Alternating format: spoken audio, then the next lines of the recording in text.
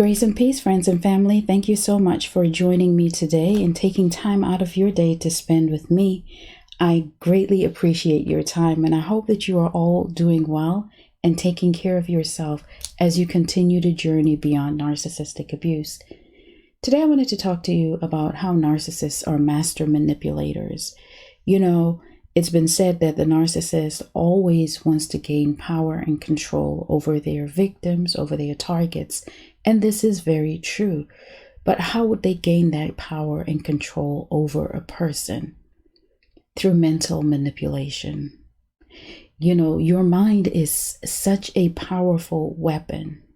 Yes, I said weapon, because the narcissist, when they successfully manipulate you mentally, your own mind becomes a weapon against you. But I declare in the name of Jesus that no weapon formed against you shall prosper, not even the weapons that form in your own mind. Mental manipulation. This is how they influence, or they aim to influence how you think, how you consider things, what you do, and ultimately how you see the world, see people, and what your outcomes in life will be. And it's so insidious that sometimes it can be indirect that you don't even notice it. Other times it's very, very direct, but it's very underhanded. It's an underhanded tactic. And all it really does is to serve the narcissist's interest at the expense of the victim. At the expense of others. They are exploitative and very devious people. And this we know because if you're on this channel, if you're listening to me, then you've had encounters with them. So you know exactly what I mean. But they use the mind to seize power, ultimately power and control of their targets. And it does not benefit the target. That's why I said your mind is a powerful weapon and they seek to use it against you. And it's all for their own narcissistic needs, for that supply that they want, whether it's acceptance, influence, financial gain. But whatever it is, some people want to feel accepted by the amount of influence they have over people's lives, or, that influence makes them feel accepted. But sometimes it's for, whatever the narcissist needs. Supply is different things to different narcissists. Sometimes the signs are so subtle that you don't even know and you can't identify it, especially when it's happening to you. Now, when you sit back and you're seeing a narcissist perform in the lives of other people, it may be easier for you to pick up these signs. But when it's happening to you, you don't necessarily see it. And this is why we fall back when we come out of these relationships and ask ourselves like, hey, where was I when all of this was happening? Why didn't I see this? How could I allow this to happen to me? It is insidious. It's sometimes so covert that you cannot identify it, except you see it happen to somebody else. And people will ask you, well, didn't you recognize the signs? And you're like, no. And this is why you have to be aware of, what is happening to you. And really, the Bible tells us in Proverbs 4:23 to guard our hearts with all diligence. Now, I'm paraphrasing, but there's a reason why it says that, guard your heart with all diligence. And when you consider the word diligence, like, you have to be intentional about how you guard your heart. It must be a priority. Why? So that nobody else has the ability to control or to influence you in a negative way. There are signs. And one of them is that they will always want to engage with you on their own turf, on their own home front, giving them a sense of comfort, throwing you out of your element. And it just gives them that, what I guess some would call a home advantage type of situation. But it gives them that sense of ownership because they've pulled you into an environment that is familiar for them. So you may find yourself constantly at their home, at their favorite restaurants or whatever, where they know people. And you are always like, okay, so I'm in a new environment. What now?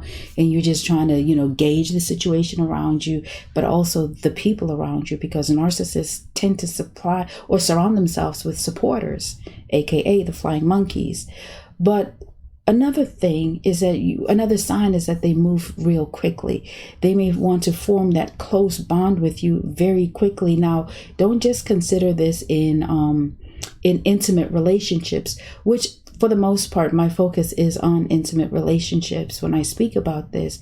But even in friendships, even in, church circles, even on the job, they want to move that connection very fast. They want to form a close connection quickly.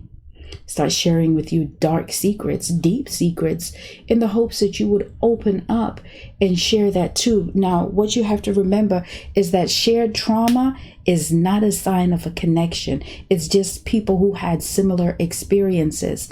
Be very careful of allowing shared trauma. Oh, I dated a narc. Yeah, I dated a narc, and boom, suddenly you have something in common, and that makes you feel like it's time to bond with this person. Shared trauma is not always for that. Oh, I'm divorced. You're divorced. Hey, let's do this divorce. Let's support each other. And no, it's not always supposed to be like that. Sometimes, you're just there to share your experiences and move on or support someone's journey, but always be careful, because narcissists do move relationships along pretty quickly. They want to get your trust quickly. And so they'll do things that will help get your trust. They'll invite you to speak first, to share. Once they know that you feel comfortable and that you feel safe, they invite you to share. So now they can sit back and listen. Take into consideration everything that you are saying. In the back of their mind, they're busy recording everything so that one day they use it against you. But be mindful about this. Relationships, friendships, co-workers, whatever your situation, your associates, it's all about give and take. Pace yourself. Don't be so eager to give up information. Don't be so eager to share. Just pace yourself, and one of the most important things, again, we go back to Proverbs 4:23, guard your heart with all diligence, right? Be careful with just how you share yourself, because the more you share, the more you're opening up your heart, and it gives you that sense, that false sense of connection. With normal, healthy, balanced people, it is okay, because there's always going to be a give and take. But when you find that it's all one-sided and, it's always coming from you, you have to pull back and consider some things. But even going back to, normal, healthy relationships, you still have to pace yourself. They will use this mental manipulation to twist the facts. And they'll twist the facts to always make themselves either the hero or the victim in the story. They can never accept the fact that they are the villain. So when they twist the facts, there'll be a little bit of truth in there, like 5% truth and 95% lies. But that's how they operate. You'll find that what they'll do is they'll act like they're the savior in the situation, right? Oh, I can help you do this, or I'll be there for you for this. But then when they show up, they kind of want to make you feel bad for them being there.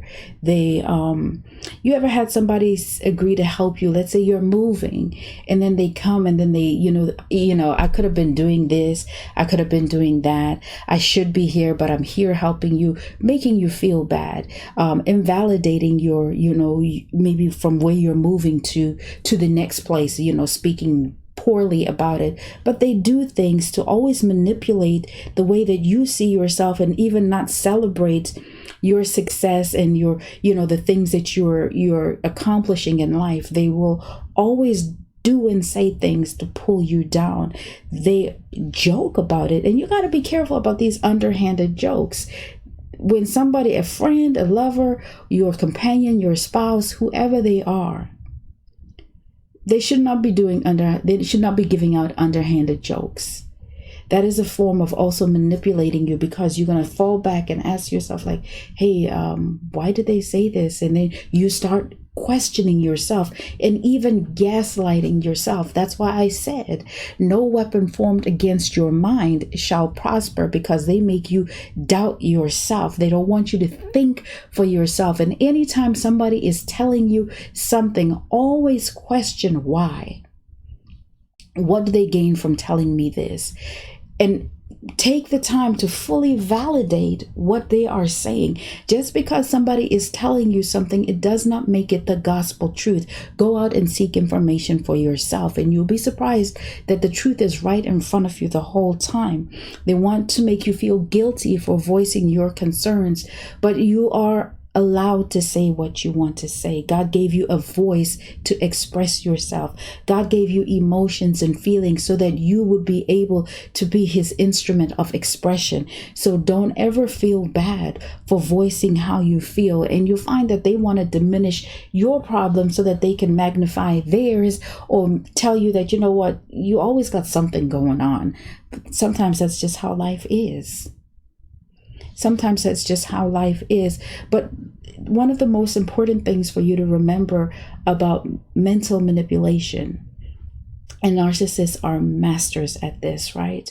They are master manipulators, is that the person that has control of your mind has control of your will. They have control of your mind, your emotions, and ultimately your will, your soul. Not even God seeks this type of control over any of his children. He does not manipulate us to serve him. He does not manipulate us to want to be part of, his family. He doesn't manipulate anybody into salvation. If anything, he has people sow seeds along your life's journey that you would be able to make an informed decision for yourself. Always allow yourself and afford yourself the opportunity to seek truth.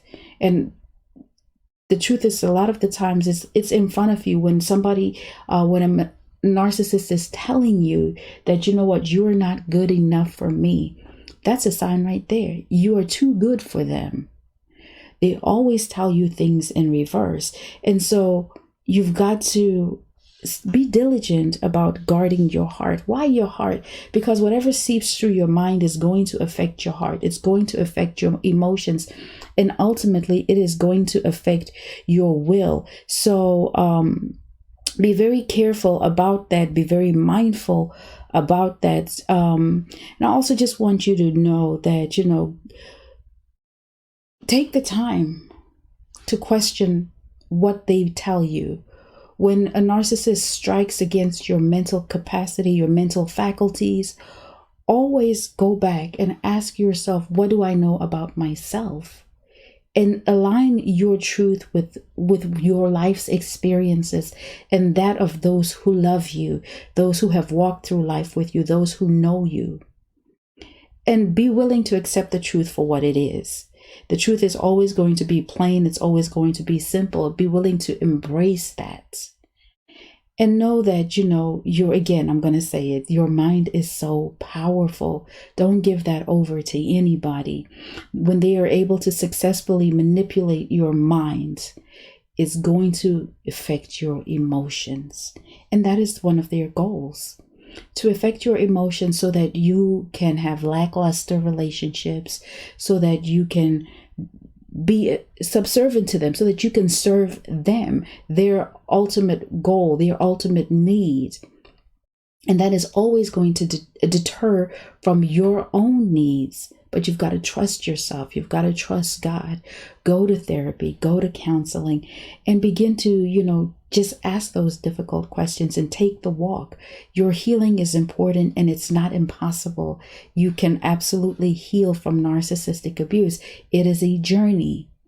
But there is beauty in the journey. There is beauty when you look up and say, oh my gosh, I've been no contact for 1 week. Yay me. Oh my gosh, I haven't stalked their social media in a month. Yay me. Celebrate your small wins, because every small step that you take is getting you closer to your desired fulfillment. And your desired fulfillment is no longer to have those toxic thoughts that were deposited in you, those toxic seeds that were deposited in you to continue to take root in your mind. Now, what you want to have is a divine exchange. You know how the Bible talks about ashes for beauty, or beauty for ashes, should I say. But that's the divine exchange that you want. You want peace where there was unrest. You want joy where there was sorrow. You want tranquility where there was confusion. You want order and structure in the place of chaos. And this is what you can get when you begin to reclaim control of your own mind, of your own emotions, of your own will, ultimately your soul. So I want to thank you so much for taking time to spend with me today. Continue to fearlessly pursue your most significant state. God is with you. He is within you. He goes before you. He is beside you. He walks behind you. You're covered. You can do this. Have a fantastic day, and God bless you.